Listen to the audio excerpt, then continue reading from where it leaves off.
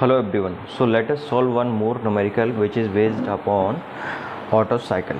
तो आप यहाँ पे देख सकते हैं कुछ पैरामीटर्स दिए हुए हैं और फिर आपको कुछ पैरामीटर कैलकुलेट करने हैं। ठीक है, तो हम देखते हैं क्या क्या दिया हुआ है इसमें।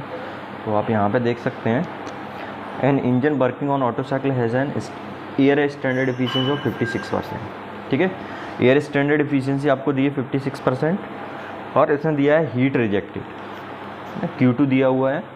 The pressure and temperature at the beginning of the compression है P1 और T1 दिया हुआ है। Compute the compression ratio of the engine, work done per KG of air, pressure and temperature at the end of compression और maximum pressure. तो सबसे पहले हम इसको सॉल्व करने के लिए क्या करते हैं, इसको सॉल्व करने के लिए हम इसका PV डायग्राम बनाते हैं। ठीक है, इसका PV डायग्राम बनाते हैं, प्रेशर वॉल्यूम डायग्राम बनाते हैं। ठीक है, ये ऑब्वियसली आप P हो गया और इधर आपने V बना दिया वॉल्यूम। ठीक है,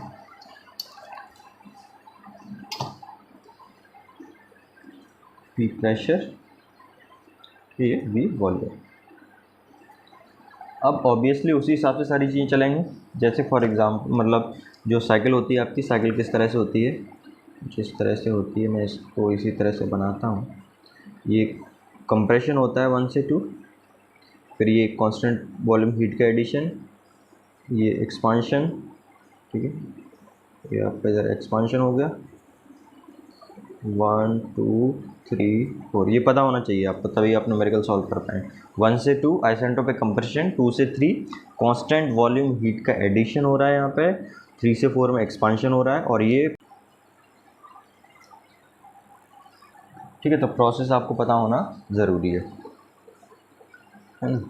और आप अब यहाँ पे हम जो पैरामीटर दिए हुए हैं उसके हिसाब से एफिशिएंसी निकालते हैं। तो देखो, एफिशिएंसी निकालने का जो फॉर्मूला होता है ईटा इक्वल्स 1 - 1 अपॉन आर की पावर गामा -1।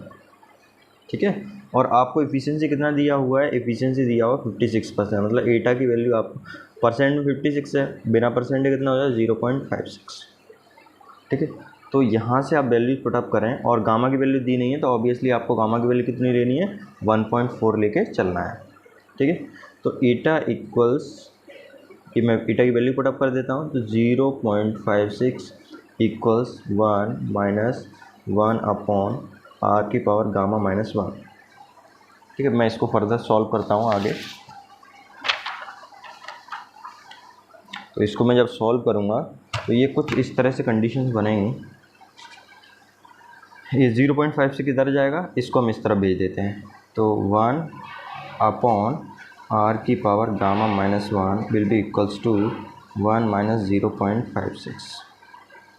ठीक है, इसको फर्दर सिंप्लीफाई करते हैं। 1 अपॉन गामा की वैल्यू पुटअप कर देते हैं, तो 1.4 - 1 इक्वल्स कितना हो जाएगा, 1 - 0.56, तो 1 - 0.56 आ गया 0.44। ठीक है, और यहाँ पे क्या आ जाएगा, यहाँ पे आ जाएगा 1 अपॉन आर की पावर 0.4 इक्वल्स 0.44। इसको फर्दर सॉल्व करेंगे तो क्या आ जाएगा कि आर की power 0.4 will be equals to 1 upon 0.44। ठीक है, तो इसको सॉल्व कर लेते हैं। ये 0.44 पहले, तो 1 डिवाइडेड बाई आंसर, तो ये आ जाएगा 2.272।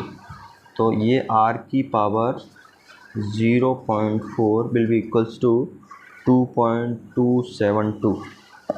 ठीक है, तो यहाँ से आप आर निकालोगे तो 1 अपॉन में आ जाएगा। ठीक है, 1 अपॉन में, तो इसकी पावर 1 डिवाइडेड बाई 0.4, तो ये आ गया कंप्रेशन रेशियो 7.78669 है, तो आप 7.787 कर सकते हैं।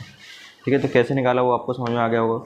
बेसिकली मैं थोड़ा सा एक स्टेप और लिखूँ यहाँ पे, तो ये R इक्वल्स आ जाएगा 2.272, और ये जब पावर इधर आएगी तो 1 अपॉन में आ जाएगी, 1 अपॉन 0.4।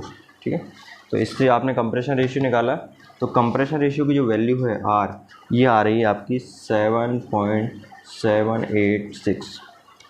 ठीक है, तो यहाँ से ये R की वैल्यू आ गई। ठीक है, एक पैरामीटर आपका निकल आया, एक पैरामीटर निकल आया। अब आपको निकालना दूसरा पैरामीटर। दूसरा पैरामीटर इसमें देखते हैं क्या है, दिया है कंप्रेशन रेशियो निकालिए, work done per KG of air.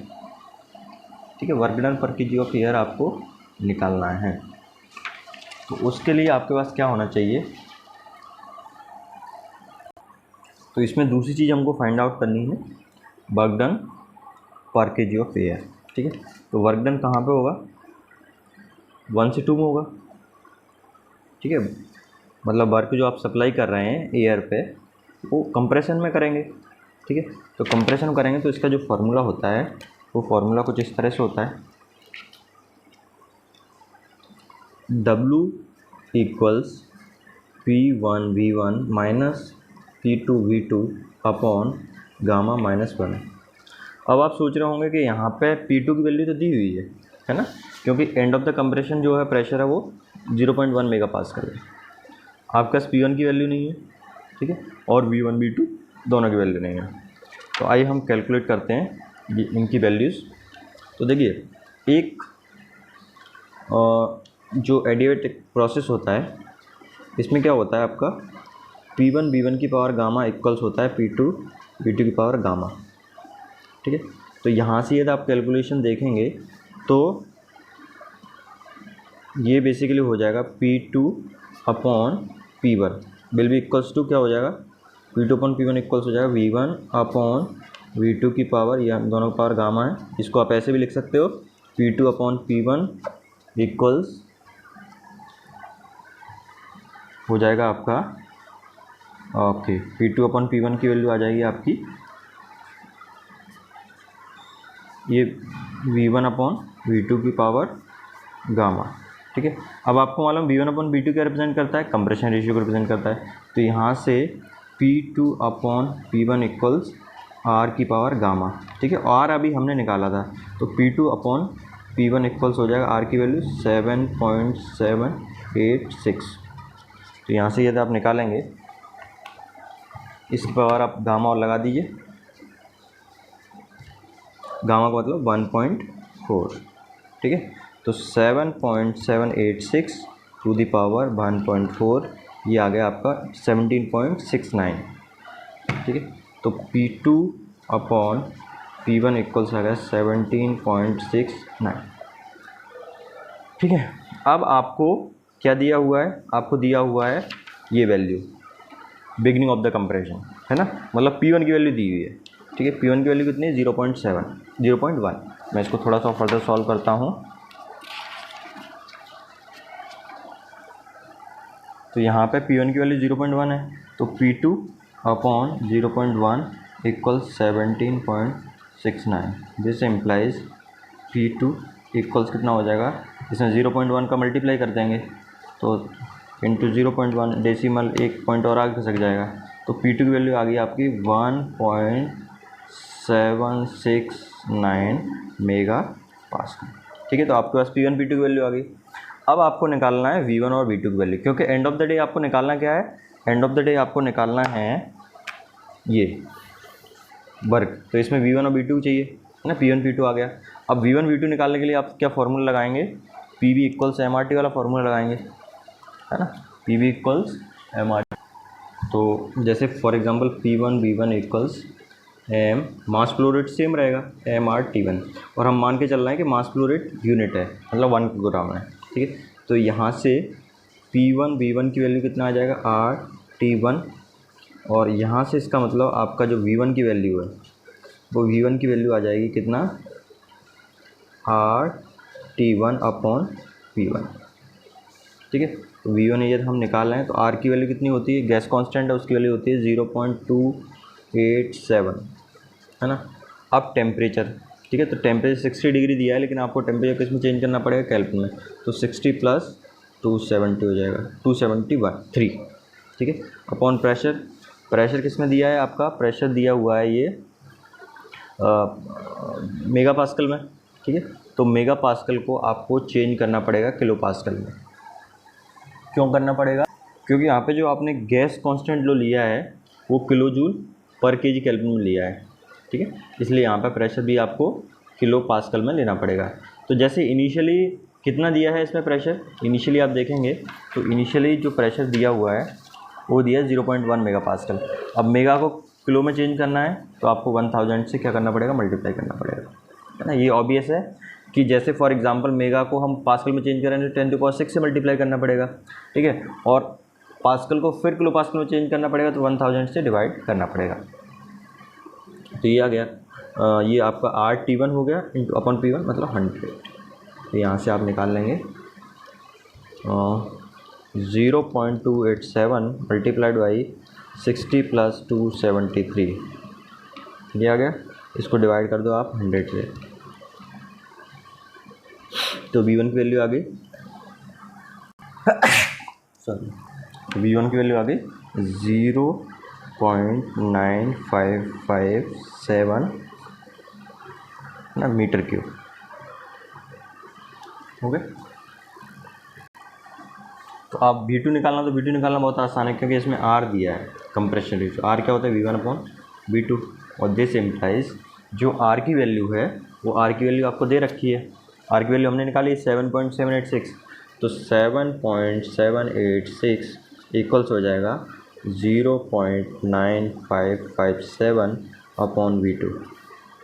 This implies V2 will be equals to what, 7.786। ये इस तरफ चला जाएगा, ये इधर नीचे आ जाएगा, या फिर मैं बोलूँ ओके थोड़ा सा उल्टा कर दिया मैंने। V2 की वैल्यू आएगी, यहाँ से मैं लिख दे रहा हूँ, ये उधर चला जाएगा तो 0.9557 डिवाइडेड बाई 7.786, ये मैंने पहले लिख रखा है इसमें, डिवाइडेड बाई हो जाएगा 7.786, ये वैल्यू आ गई 0.1227। तो V2 की वैल्यू आ गई 0.1227 मीटर क्यूब, ठीक है। तो थोड़ा सा अंडरलाइन कर देता हूँ मैं, ये आपकी V1 की वैल्यू है और ये आपकी V2 की वैल्यू है। ये वैल्यू इसका फॉर्मूले पुटअप कर दो जो हमने फॉर्मूला लिखा है यहाँ पे, ठीक है। और अब P1 P2 है आपके पास, P1 P2, हाँ ओके, एक P2 और आपको निकालना था, हाँ ठीक है। तो P2 निकालने के लिए आपको क्या, हाँ P2 हम निकाल चुके हैं, ये P1 P2 सब निकाल चुके हैं। तो अब हम वैल्यूज़ पुटअप कर देते हैं, ठीक है, वैल्यू पुटअप करते हैं हम। तो just a minute, let me change the page, ठीक है। तो P1 की वैल्यू मैं पुटअप कर देता हूँ। P1 कितना है, 0.1 मेगा पास्कल। अब ये मेगा पास्कल को हमको चेंज करना पड़ेगा किलो पास्कल में, जिससे हमारा आंसर किलो जूल में आ जाए। तो ये P1 की वैल्यू हो जाएगा 100 और V1 की वैल्यू, V1 हमने अभी निकाला है, V1 कितना आया 0.9557, 0.9557, ठीक है। ऐसे ही P2 की वैल्यू, P2 की वैल्यू कितना है 1.7 है। इसको यदि हम किलो पास्कल में चेंज करेंगे तो इसका 1000 से मल्टीप्लाई हो जाएगा, तो 1769, ठीक है, इंटू V2। V2 की वैल्यू कितना है, V2 की वैल्यू अभी हमने निकाला था, ये V2 की वैल्यू 0.1227, तो 0.1227 अपॉन गामा -1, गामा की वैल्यू कितनी 1.4 - 1। इसको सॉल्व करते हैं तो यहाँ पे कैलकुलेटर में 100 का मल्टीप्लाई करते हैं 0.9557 से, ये आ गया, माइनस इसमें 1769 मल्टीप्लाई करते हैं 0.1227 से, ये आ गया आपका, ठीक है। अब ये ऊपर वाला सॉल्व हो गया, अब डिनोमिनेटर का सॉल्व करते हैं, sorry, answer divided by 1.4 - 1, minus में इसलिए आ रहा है क्योंकि आप वर्क क्या कर रहे हो, सप्लाई कर रहे हो, तो ये आ जाएगा 303.7। तो वर्क जो आ गया आपका W इक्वल्स आ गया 303.7 किलो जूल पर केज। टेम्परेचर निकालने के लिए हम फार्मूला यूज़ करते हैं। क्या फार्मूला रहता है, ये डेरिवेशन के टाइम पे आपने पढ़ा होगा। ये फार्मूला आपका इस तरह से रहता है, T2/T1 equals V1/V2 to the power gamma -1। ये आपके पास है, ये कंप्रेशन रेशियो बेसिकली, और आपके पास ये भी है T1 भी है ना। तो यहाँ पे T2 और ये टेम्परेचर को केल्विन में लेना है हमेशा, 60 + 273 हो जाएगा, केल्विन में चेंज किया, और ये आपका वैल्यू है आपका ये कंप्रेशन रेशियो की वैल्यू है 7.786 और की पावर गामा -1 मतलब 1.4 - 1। तो इसको हम सॉल्व, तो हमने सब कैलकुलेशन की तो आपके ये T2 की वैल्यू यहाँ पे आ चुकी है। अब आपने निकाला मैक्सिमम प्रेशर।